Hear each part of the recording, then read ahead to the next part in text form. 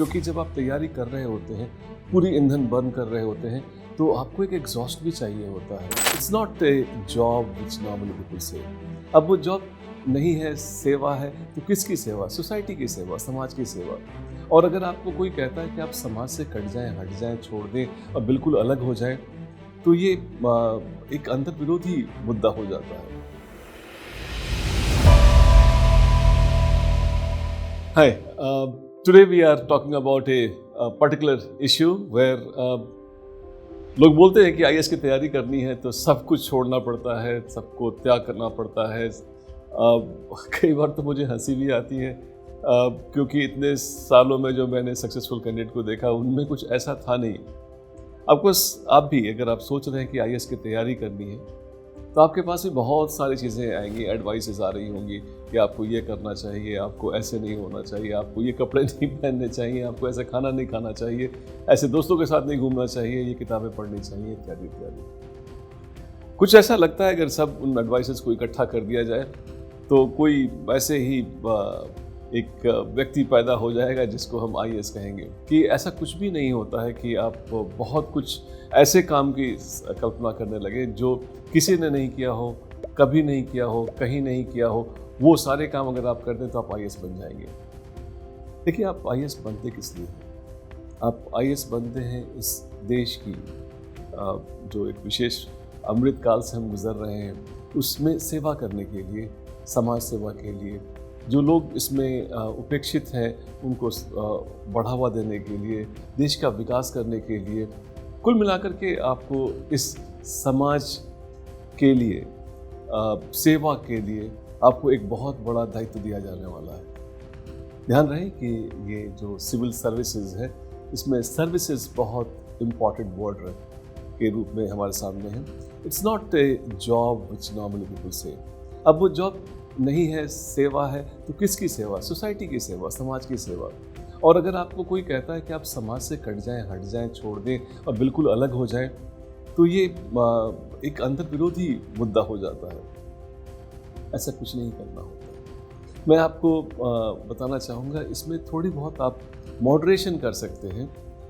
In fact जो socialisation मेरे लिए तो एक बहुत ही सकारात्मक शब्द है।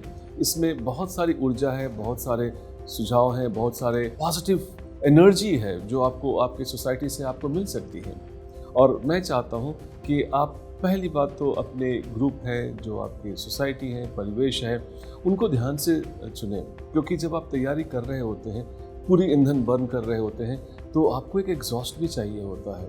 आपको एक ऐसा स्ट्रेस बस्टर चाहिए होता है और वो आपकी सोसाइटी ही प्रदान करती है।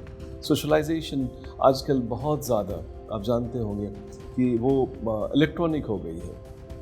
लोग जो एडवाइसेस कभी अपने पीयर ग्रुप या पेरेंट्स या रिश्तेदारों से लेते थे, अब वो नॉर्मली यूट्यूब और दूसरे ऐसे चैनल से नहीं लेने गए हैं। तो वैसी दशा में लोग बहुत ही अंतर्मुखी हो गए हैं।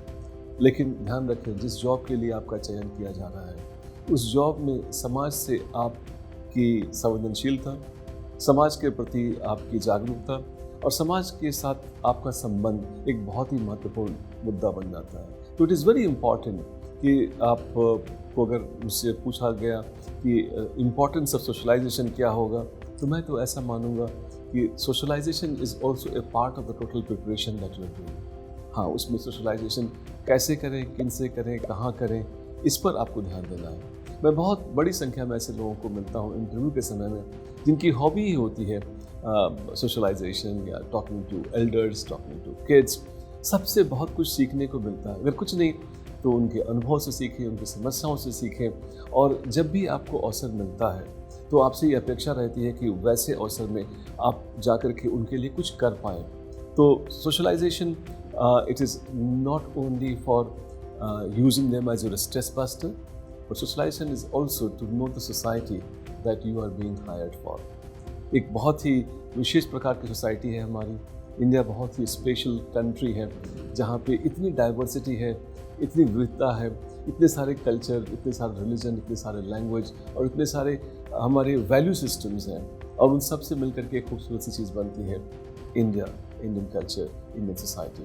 उस इंडियन सोसाइटी से आप अलग कैसे हो सकते हैं?